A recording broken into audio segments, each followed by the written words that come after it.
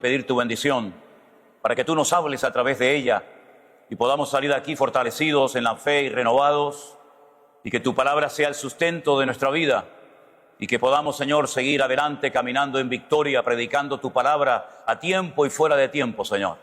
Gracias por este privilegio, esta nueva oportunidad que nos das de poder estar esta noche reunidos en este lugar. Te damos a ti toda la gloria y la honra en el precioso nombre de Jesús. Amén y amén. Gloria a Dios. Hermanos queridos, quiero llevarle en primer lugar a Primera de Samuel, el capítulo 3, por favor. Primera de Samuel, el capítulo 3. Vamos a leer algunos versículos en esta noche, a partir del versículo número 1. Y dice así la palabra del Señor. El joven Samuel ministraba al Señor en presencia de Elí, y la palabra de Dios escaseaba en aquellos días. No había visión con frecuencia.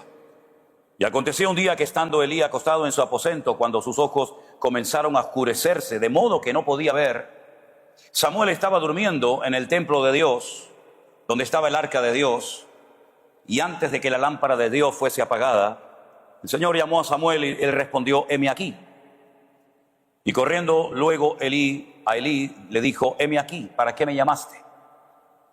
Elí le dijo: yo no te he llamado, vuelve y acuéstate. Y él se volvió y se acostó. Jehová llamó otra vez a Samuel, y levantándose Samuel vino a Elí y le dijo: heme aquí, ¿para qué me has llamado? Y él le dijo: hijo mío, yo no te he llamado, vuelve y acuéstate. Samuel no había conocido aún a Jehová, ni la palabra de Jehová le había sido revelada. Jehová, por lo tanto, llamó la tercera vez a Samuel, y él se levantó y vino a Elí y le dijo: heme aquí, ¿para qué me has llamado? Entonces entendió Elí que el Señor estaba llamando al joven. Y dijo Elí a Samuel: ve y acuéstate, y si te llamare dirás: habla, Señor, porque tu siervo oye. Y así se fue Samuel y se acostó en su lugar. Vino el Señor y se paró y llamó como las otras veces: Samuel, Samuel. Y Samuel dijo: habla, porque tu siervo oye. Amén, hermanos. Gloria a Dios.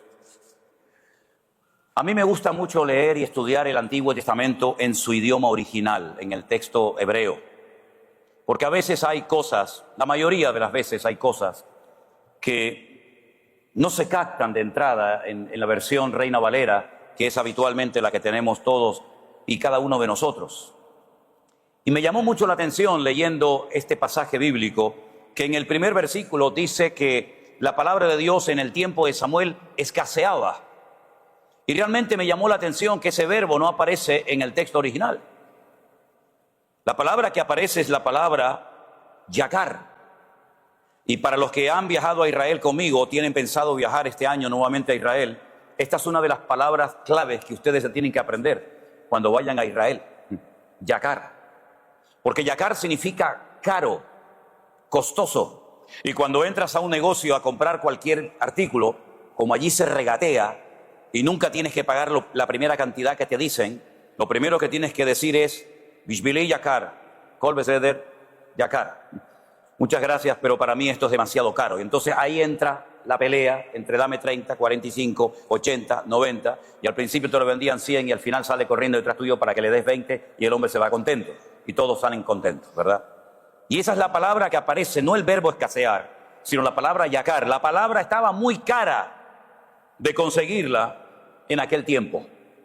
Era un auténtico tesoro encontrar a alguien que predicara la sana doctrina y la palabra de Dios.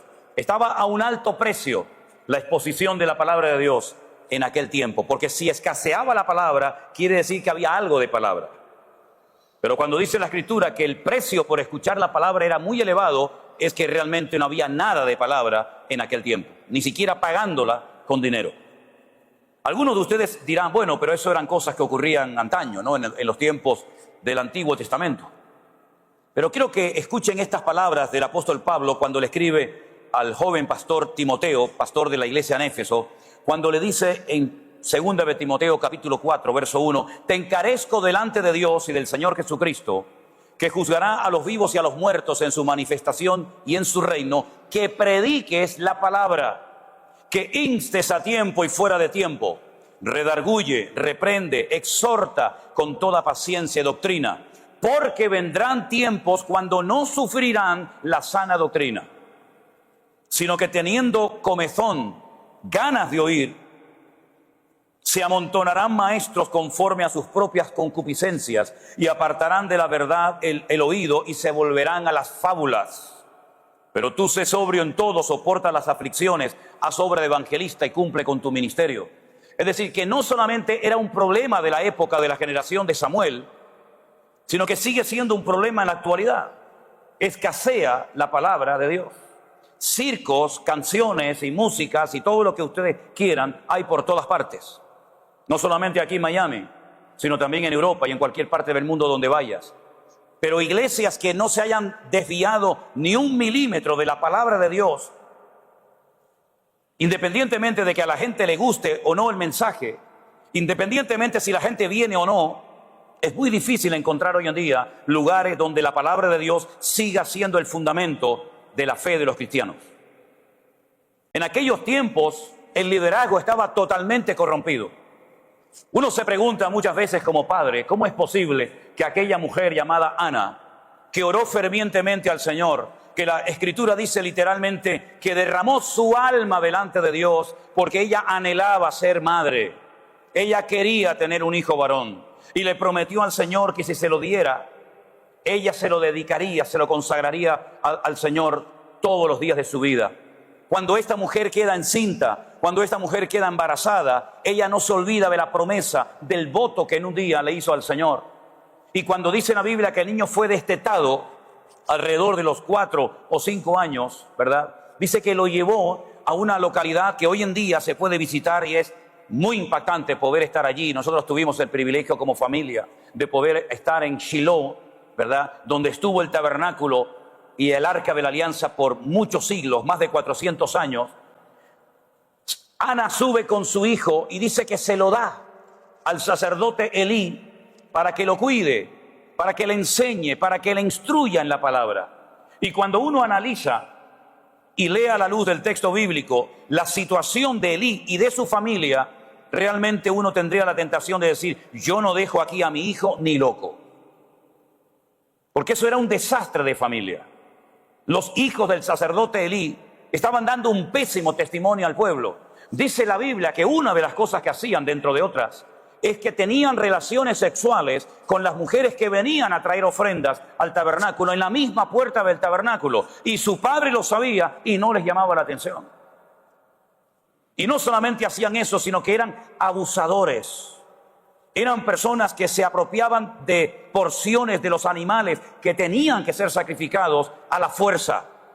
No eran personas que estaban para servir al pueblo, sino que más bien el pueblo estaba para servir a estos personajes siniestros, Ofni y Fines.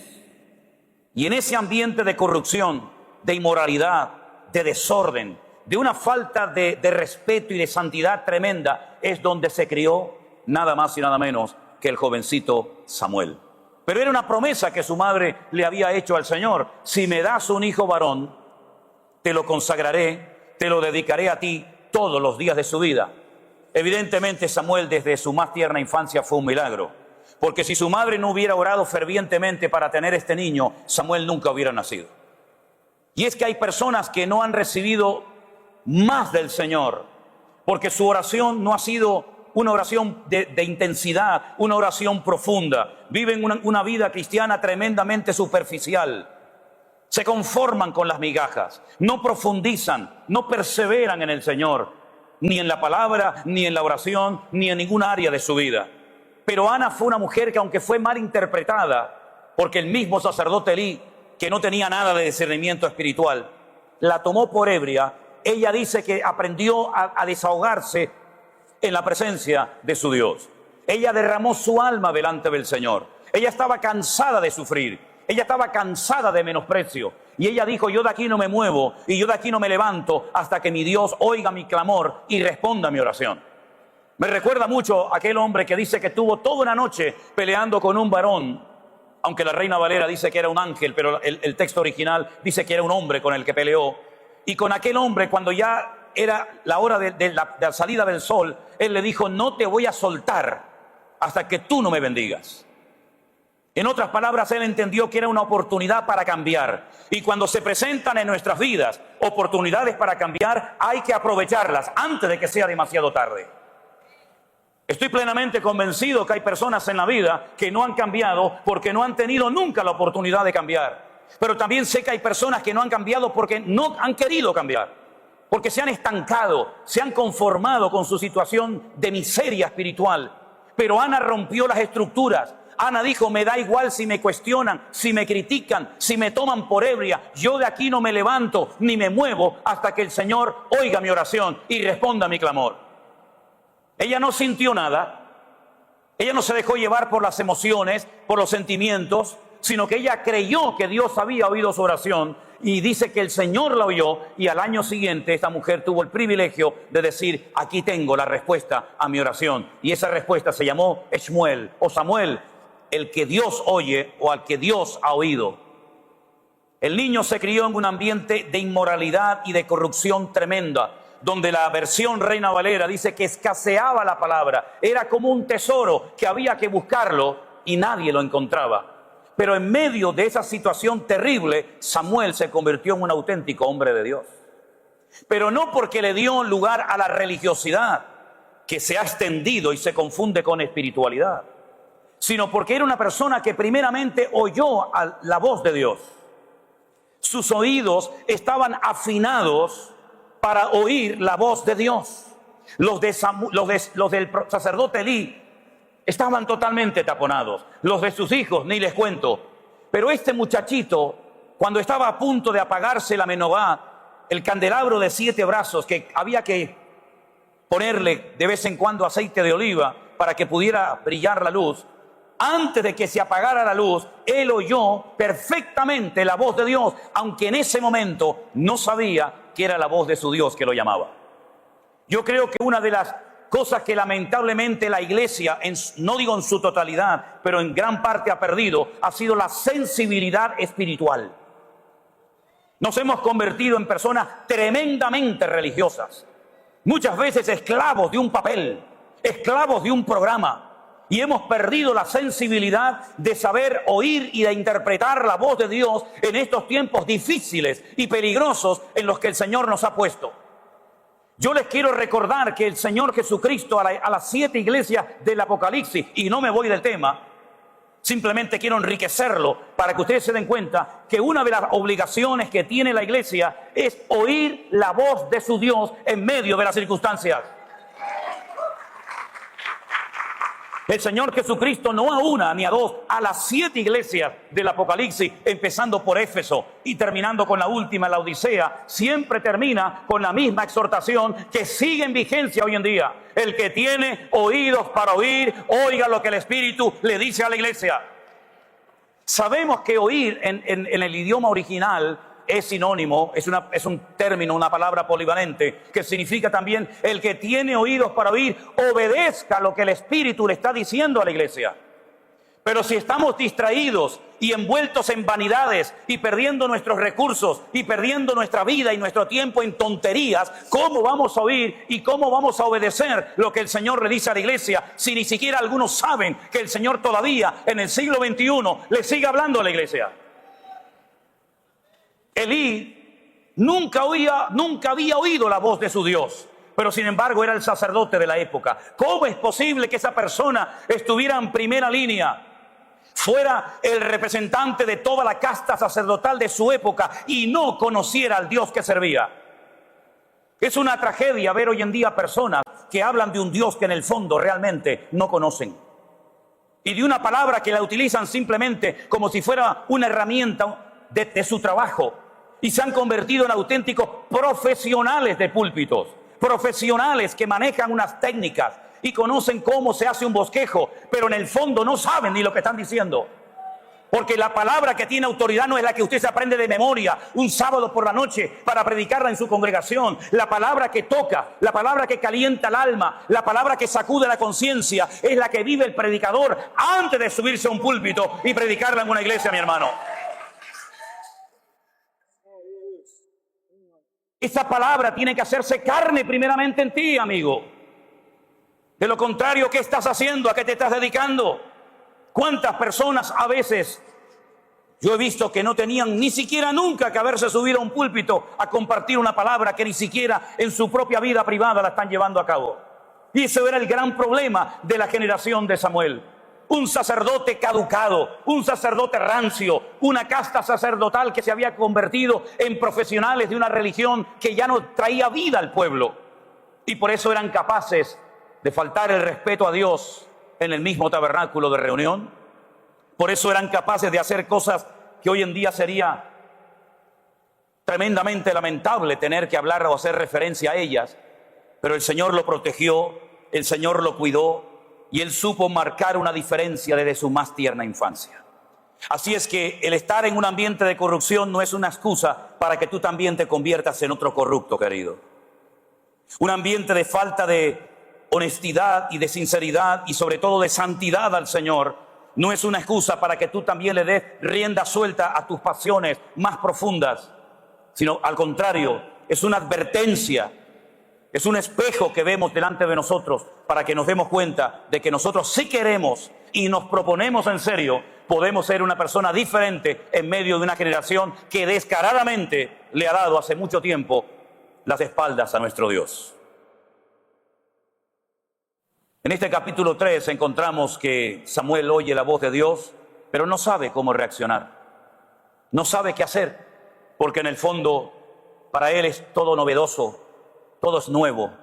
Él sabe lo que es el trabajo profesional del templo, encender una lámpara, cambiar el aceite, mover los muebles de un lugar a otro, pero no hay vida espiritual en él, porque dice que todavía no había conocido al Señor, ni la palabra de su Dios había sido revelada a su vida. Y yo quiero que en esta tarde todos y cada uno de los presentes y los que van a ver este culto posteriormente, nos hagamos la siguiente pregunta. ¿Nuestra vida realmente es una vida espiritual, digna delante de los ojos del Señor? ¿O qué tipo de vida y de relación estamos viviendo con el Señor? Hay gente que se ha criado en el Evangelio desde su más tierna infancia. Gente que vinieron a la iglesia ya desde el vientre de su madre. Pero personas que saben muy poco de la vida espiritual, muy poco de lo que el Señor está tratando de enseñar y de transmitir a la iglesia hoy en día. Y viven una vida en otra frecuencia espiritual completamente diferente a la que Dios está. Yo quiero decirles que también hay una iglesia en el libro del Apocalipsis que consciente o inconscientemente, Dios lo sabe, habían perdido la presencia del Señor, la capacidad de discernir la presencia del Señor, de oír su voz y por consiguiente ponerla en práctica, y no se habían percatado, no se habían dado cuenta de que la presencia del Señor hacía mucho tiempo que se había retirado de esa congregación. Y es el Señor cuando tiene que decir aquellas palabras que todos conocemos de memoria, que por cierto siempre se las decimos a los inconversos. El Señor está a la puerta de tu corazón llamando. Si oyes su voz, abre la puerta, Él entrará a ti, tendrá comunión contigo. Pero es que esas palabras no se las dijo el Señor a un inconverso. Esas palabras se las dijo el Señor a una de las iglesias de Asia Menor, concretamente a la iglesia de la Odisea, cuando dice: he aquí estoy a la puerta y llamo, si alguno oye mi voz y abre la puerta, entraré a él, cenaré con él y él conmigo. ¿Cómo es posible que toda una congregación se hubieran olvidado de que lo más precioso, el tesoro más maravilloso que puede tener una congregación, una vida, es la presencia de Dios, y la habían perdido y no se habían dado cuenta de ello? ¿Puede pasar eso hoy en día a nosotros? Si nos descuidamos, si bajamos la guardia, si nos conformamos con lo que estamos haciendo para el Señor. Por supuesto que sí. La Biblia nos enseña que la falta de sensibilidad es una de las consecuencias de la falta de comunión diaria con Dios. Cuando una persona no es sensible, cuando una persona no es capaz de oír, de interpretar, de discernir la voz de Dios en medio de su vida, en medio de sus circunstancias, es porque esa persona no tiene comunión con Dios y no sabe que Dios le está hablando. Miren, por ejemplo, no solamente a Samuel, que oyó la voz de Dios. Miren, por ejemplo, a Abraham, que también oyó la voz de Dios. Cuando este hombre oye la voz de Dios, cuando este hombre sabe que su Dios le está hablando, él es capaz de tomar decisiones tremendamente radicales. Dejó su padre, su madre, su casa, sus amigos, renunció a su herencia, su cultura, todo lo dejó, porque la voz de su Dios le dijo: sal de tu tierra y de tu parentela a la tierra que yo te mostraré. Sin Biblia, sin pastor, sin iglesia, sin nada, él supo que aquella voz que le ordenaba dejarlo todo para entrar en una aventura de fe era la voz de su Dios la que le estaba hablando. Y fue capaz de tomar una decisión fuera de toda lógica, porque a veces queremos entender a Dios dentro de nuestros parámetros. Pero ¿puede hoy en día Dios sorprender a la iglesia? En algunos casos sí, y en otros ya prácticamente imposible. Porque ya hemos metido a Dios en nuestras estructuras religiosas, incluso a veces hasta denominacionales. Y nos olvidamos de que Dios no está sujeto a sus normas, costumbres y tradiciones y programas humanos, sino que Dios es la cabeza de la iglesia y el que manda en la iglesia es Él, y quiere todavía sorprendernos a todos y cada uno de nosotros. Él lo dejó todo. ¿A dónde vas? No sé. ¿Cómo que lo sabes? Dios no me lo ha dicho, pero salgo en fe. Porque por la fe dice la Biblia que Abraham salió sin saber a dónde iba. Esa orden que Dios le dio se llama en hebreo Lech Lecha. Y la traducción literal sería: sal para ti mismo. Es decir, te estoy haciendo un favor hablándote y diciéndote que salgas, porque si no sales hay bendiciones que están retenidas que nunca experimentarás. En otras palabras, el dejarlo todo te abre la puerta a un abanico de bendiciones y de una aventura realmente emocionante. Cuando este hombre ya tiene unos cuantos años de edad, y el anhelo de su corazón es no dar su herencia a su mano derecha, que era un criado damasceno llamado Eleazar, la Biblia dice que el Señor le prometió un hijo, pero antes de darle el hijo, antes de poder acariciarlo, besarlo y jugar con él, dice: lo primero que tienes que hacer es dar otro paso de fe, cambiándote el nombre. Y en vez de que te llamen Abraham, Padre enaltecido, que fue el nombre que te dieron en Babilonia cuando vivías, ahora te van a llamar y te van a conocer como Padre de multitudes. Y una de las letras del nombre de Dios se la mete en su nombre y automáticamente la vida de Abraham cambia nuevamente. Cuando ya está contento y tiene al hijo de la promesa, a Isaac, el Señor le vuelve a hablar otra vez a Abraham, y Abraham no duda. Abraham reconoce que es la misma voz que años atrás le habló en Babilonia, diciéndole: sal de tu tierra y de tu parentela y déjalo todo. Es la misma voz que le dijo: vas a ser padre. Es la misma voz que le ha dicho que va a ser una bendición a todas las naciones de la tierra. Pero ahora la voz viene de la siguiente manera: sube a lo alto del monte Moriah, camino de 3 días de la ciudad de Beersheba donde vives, pon a tu hijo sobre un altar y sacrifícalo. Muchos de los que estamos aquí somos padres y madres, ¿sí o no? Imagínense ustedes que Dios nos hubiera dado esa orden a nosotros.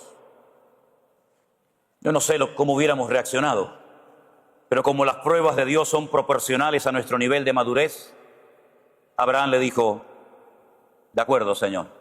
¿A dónde me dijiste que tenía que ir? Al monte Moriah, ese monte que está en Jerusalén, donde actualmente está el domo de la roca, que cubre la roca enorme de granito donde subió Abraham a sacrificar a su hijo. A ese mismo monte quiero que subas y pongas sobre esa piedra, que para los judíos es el ombligo de la tierra, el centro del universo, quiero que sacrifiques a tu hijo Isaac. No hizo ni una sola pregunta. No preguntó por qué. ¿No sería más conveniente sacrificar a Ismael, al que al fin y al cabo no es el hijo de la promesa, y me pediste no hace mucho tiempo atrás que lo expulsara de casa? ¿No podemos hacer un cambio?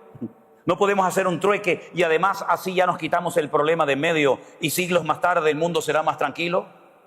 No. Tienes que subir y sacrificar al que amas, a tu único hijo, al que se llama Isaac, para que no tengas ninguna duda. Caminó durante 3 días desde el sur de Israel, la ciudad calurosa de Beersheba, la ciudad de los 7 pozos, y cuando llegó cerca del monte Moriah lo vio de lejos. No era una explanada como en la actualidad, obra que hizo Herodes, sino que era un monte. La palabra Moriah es un nombre compuesto, Moré Yad, el monte donde Dios es mi maestro. Moré, maestro, Yad es Dios. El monte donde hay enseñanzas espirituales que no se aprenden en el valle, que no se aprenden en el hogar. Aquí hay un maestro que me va a enseñar algo que yo no sé lo que es, pero yo sé que voy a venir reforzado en la fe, fortalecido en la fe, porque yo sé que mi Dios está detrás de todas estas pruebas. Y desde que salí de Beersheba hasta que llegue al monte y sacrifique a mi hijo, yo sé que no voy a perder el tiempo, ni me estoy equivocando, porque yo sé que mi Dios es mi escudo, es mi estandarte, y el Señor me ha prometido estar conmigo. Así que allí voy. Pero antes de subir al monte Moriah con su hijo, dice que los criados que le acompañaban se quedaron al frente del bagaje, cuidando las bestias, los animales. Y Abraham hace una declaración tremenda. Y dice, quedaos aquí, que yo y mi hijo iremos, adoraremos y volveremos. Y ahí hay una declaración de fe tremenda, porque él sabía que subían dos a la montaña y solamente uno bajaría. ¿Cómo fue capaz de decir, subiremos, adoraremos y volveremos? El libro del Génesis no nos dice el por qué dijo eso, pero por ahí hubo un gran hombre de Dios que todos los conocemos, que él dijo que la fe de Abraham era de tal magnitud, de tal calidad, que él creía que si sacrificaba a su hijo Isaac sobre un altar, oraba a Dios y Dios se lo podía devolver de entre los muertos. ¿Qué les parece, hermanos? Por eso era el amigo de Dios, porque su fe era una fe inconmovible. Y él sabía, aunque nunca había resucitado nadie, el Señor podía haber resucitado a Abel cuando su hermano Caín lo mató, pero no lo hizo, lo tuvieron que enterrar. Primer crimen de la historia de la humanidad. Pero Abraham sabe que aunque nadie ha resucitado hasta ese momento, él conoce a Dios. Él es un hombre obediente, sujeto a la voz de Dios. Él no es un ignorante, más bien todo lo contrario. Y repito, sin Biblia, sin iglesia, sin pastor, sin nada, él ha conocido a Dios. Y el que conoce a Dios se esfuerza por agradar y honrar a ese Dios. Y por eso él es capaz de decir, si yo lo tengo que matar, lo haré, pero cuando yo ore a mi Dios, Dios me lo puede devolver de entre los muertos. Hermanos queridos, ¿por qué os cuento estos ejemplos de la Biblia? Porque vemos que nuestro Dios no es un Dios ni sordo ni mudo. ¿Cuántos dicen amén? Nosotros durante años oramos y clamamos a dioses que tenían oídos y no oían, que tenían ojos y no veían absolutamente nada, que tenían boca y no hablaban y tenían pies y no caminaban, y había que llevarlos, transportarlos de un lugar a otro. Pero nuestro Dios oye, nuestro Dios responde, nuestro Dios nos conoce, nuestro Dios no tiene que ser cargado por los hombros de nadie. Nuestro Dios es el Dios todopoderoso, el Dios de Abraham, de Isaac, de Jacob, el creador del cielo y de la tierra, el que ha prometido estar con nosotros todos los días hasta el fin del mundo. Y a ese Dios honramos y alabamos con todo el corazón. Aleluya. Por eso cuando alguien oye la voz de Dios, cuando alguien se expone a la palabra de Dios, esa persona nunca más vuelve a ser la misma. Jamás. A menos que no quieras cambiar, a menos que te resistas y no quieras poner en práctica la palabra, cuando una persona se expone a la palabra, a la predicación del Evangelio, esa vida cambia radicalmente.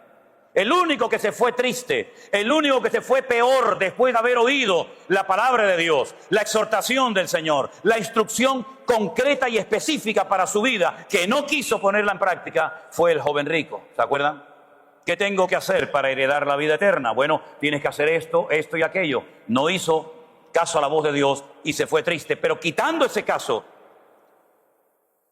todas las personas que nos hemos expuesto a la predicación de la palabra de Dios, nuestra vida nunca volvió a ser la misma. Porque la palabra de Dios tiene un poder tremendo para cambiar vidas, familias y países y naciones enteras. Y la gran tragedia de nuestros tiempos es que hay poca exposición de la palabra. Por eso la maldad está siendo multiplicada de una forma terrible. No porque haya más tinieblas que antes, no, sino porque hay menos luz que antes. Porque cuando se enciende la luz, cuando el pueblo de Dios cumple con sus funciones y cumple con los requisitos que el Señor quiere que cumplamos, las tinieblas no pueden avanzar. Pero Satanás se ha apropiado de un terreno que era nuestro como pueblo de Dios, y por nuestras discusiones absurdas y ridículas, por nuestras peleas innecesarias y por haber abandonado el terreno que se había conquistado para la gloria de Dios, Satanás se ha apropiado de un terreno y de unas vidas que no le corresponden. Por eso, iglesia del Señor, hoy Dios te habla, levántate y resplandece con la luz de Cristo en tu vida. ¡Aleluya!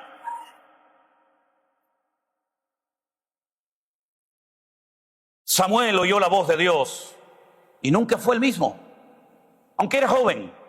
Pero la juventud, la adolescencia no es un motivo para ser un rebelde. No. ¿Cuántas veces dicen, no, es que como es joven, asociamos juventud con rebeldía? ¿Y por qué? ¿De dónde sacamos esa ecuación? ¿Por qué tiene que ser necesariamente un joven rebelde? ¿Por qué no puede ser un joven comprometido con el Señor y consagrado al Señor? ¿Por qué? Hermanos queridos, Samuel tuvo la bendición de ungir a 2 reyes de Israel. Al primero, Saúl, que fue, como yo lo llamo, un juguete roto, un mal experimento. Ay, amigo, los experimentos en el reino de Dios siempre salen mal. Vamos a probar a ver si sale bien, y si sale mal, rompemos sentimientos, gastamos tiempo, energía, dinero, etcétera. No, los experimentos se los dejamos a los científicos en los laboratorios. Se equivocaron desde la A hasta la Z. Primeramente porque ellos se empeñaron en menospreciar al rey que tenían, que era el Dios del universo. En segundo lugar, al salir de la cobertura, al salir del gobierno de Dios, nombraron a un hombre que bíblicamente no cumplía los requisitos bíblicos para poder ser rey, porque era de la tribu de Benjamín y no de la tribu de Judá, como decía la Torá que tenía que ser. Pero las prisas, el querer obtener resultados rápidos, el querer ser como los demás, el querer tener un rey de carne y hueso, viendo el mal testimonio del liderazgo, los llevó a una crisis económica, social y espiritual sin precedentes en la historia del pueblo de Israel. Pero el Señor le dice a Samuel que a pesar del caos en el cual está viviendo la nación, todavía hay una esperanza, todavía hay un remedio. Y yo creo en un Dios de esperanza. Yo creo en un Dios que por muy bajo que hayamos caído, por muy frío que esté nuestro corazón y por mucha distancia que se haya producido entre el Señor y nosotros, yo creo que todavía hay remedio y esperanza para el pueblo de Dios. Yo creo que la iglesia puede volver a aquel fuego, aquella pasión, aquella unción que caracterizó al cristianismo durante siglos, donde los reyes caían postrados y donde las naciones respetaban y honraban el nombre de Dios y no lo pisoteaban como hoy en día. Es realmente triste, por no utilizar otros adjetivos y otros términos, ver a esta nación que fue fundada por hombres que vinieron a esta nación con la ilusión de crear un país, una nación fundada en el modelo bíblico, con ese sueño, con esa ilusión, ¿verdad? Y ver a este país, lamentablemente, cómo está espiritualmente hablando.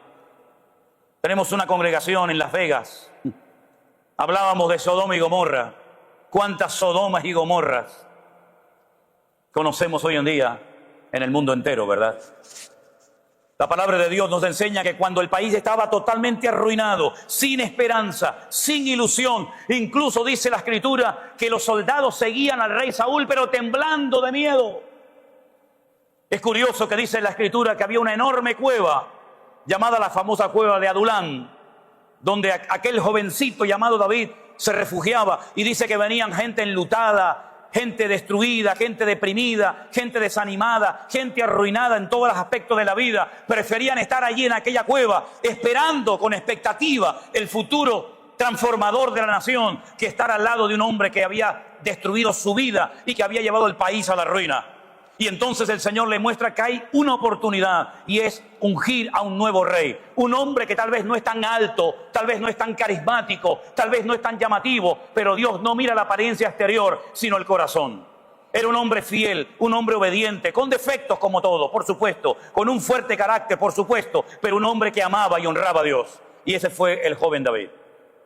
Y este Samuel, que oyó la voz de Dios siendo un niño, se convirtió en un gran varón de Dios, porque supo marcar una diferencia y porque no se dejó contaminar ni arrastrar por la corriente de aquella época. Nosotros estamos viviendo un tiempo muy complicado como pueblo de Dios. La iglesia está muy cómoda, la iglesia está muy acomodada, y muchos ministros se han aburguesado y se han agarrado a los púlpitos por un sueldo y se han olvidado de predicar la sana doctrina por miedo a perder a gente. y con ellos se van diezmos y ofrendas. Esa es la triste realidad. Otras congregaciones se han convertido en auténticos circos, en pasarelas, para presumir de nuestros vestidos y de nuestras posesiones materiales, para entretener a la gente como si fuéramos payasos de circo, ¿verdad? Y la iglesia tiene que volver a despertar y volver a la fuente y a la raíz. Por eso muchas iglesias ya tienen que imitar al mundo, porque ya no tienen mensaje que dar, cuando el mundo debería de mirarnos a nosotros y de imitarnos a nosotros y ver cómo vivimos nuestras familias y nuestros matrimonios y nuestras congregaciones. Pero todavía estamos a tiempo, queridos hermanos. Hoy el Señor nos vuelve a hablar y el Señor nos recuerda aquello que dijo antaño: recuerda de dónde has caído y arrepiéntete y vuelve a hacer las primeras obras antes de que quite tu luz de tu lugar. Si nosotros vamos a esas iglesias de antaño, que fueron iglesias tremendamente bendecidas y usadas por el Señor, hoy en día son ruinas, no existen. Y en muchos de esos lugares ya no reina el cristianismo, sino el Islam, que es una de las herramientas más destructivas que el enemigo va a utilizar en los últimos tiempos. Hermanos queridos, los tiempos que se avecinan no son fáciles. Lo que discernimos y oteamos en el horizonte no es nada halagüeño. Pero nosotros no miramos a las noticias del mundo. Nosotros miramos a la siempre y bendita y poderosa palabra de Dios, que pasará el cielo y la tierra, pero su palabra permanecerá por la eternidad. Aleluya. Gloria a Dios. Predica la palabra a tiempo y fuera de tiempo, al que le guste bien y al que no también. No te cases con nadie. No rebajes la categoría del evangelio por agradar a la mesa directiva de tu iglesia o a los ancianos de tu iglesia, que casi son como los dueños de la obra. No te cases con nadie, porque más vale bocado seco y en paz, pero con la bendición de Dios, que casa llena de provisión, donde ya hace muchos años que nuestro Dios se fue. Oramos en esta noche. Cierre sus ojos, mi querido hermano. En vez de oír el nombre Samuel, Samuel, yo oigo esta noche la voz de mi Dios diciendo: amada mía, pueblo querido mío, he aquí estoy a la puerta llamando. Si alguno oye mi voz y abre la puerta, entraré a él, cenaré con él y él conmigo. Si tú en esta noche has oído la voz de Dios sacudiendo tu alma, confrontándote con tu cruda realidad, y quieres tomar una decisión radical, firme y seria, de ir a por todas y no vivir un cristianismo raquítico, superficial y falto de compromiso, si hoy verdaderamente tu corazón ha vuelto a arder con la palabra de nuestro Dios, póngase de pie donde esté y juntos oraremos a nuestro buen Dios. Aleluya. Gracias, Padre. Gracias, Señor Jesús. Gracias, Señor Jesús.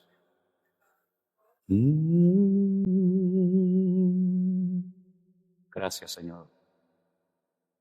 Gracias, oh Dios. Gracias, Señor Jesús.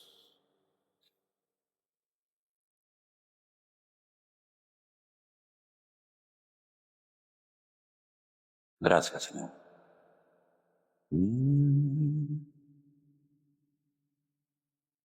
Yo me rindo a Él. Yo me rindo a Él. Todo a Cristo yo me entrego. Quiero ser fiel. Dígaselo al Señor, iglesia. Yo. Aleluya. Sí, Señor. Yo me rindo a Él. Todo a Cristo yo me entrego. Quiero sed de ti. Señor, en esta noche tu palabra ha tocado nuestros corazones. En esta noche, Señor, entendemos que tú sigues llamando insistentemente a tu pueblo, a tu amada iglesia, a venir corriendo a tus pies, a no perder más tiempo, Señor, a despertar del sueño, porque estamos más cerca de nuestra redención que nunca, Señor. Y pedimos, Señor, que nuestras lámparas no se queden sin aceite esperando al esposo. Pedimos, Señor, que tu iglesia se avive y se despierte y sea capaz de oír tu voz en medio de tantas voces, en medio de tantas ofertas y mensajes, que nosotros te digamos: heme aquí, Señor. Heme aquí, Señor. Nos rendimos a ti, como la canción que hemos cantado. Y te pedimos, Señor, que renueves nuestras fuerzas y avives el fuego en nuestros corazones, para que nunca dejemos de predicar tu santa y bendita palabra, a tiempo y fuera de tiempo. Porque vendrán tiempos cuando se amontonarán maestros conforme a sus propias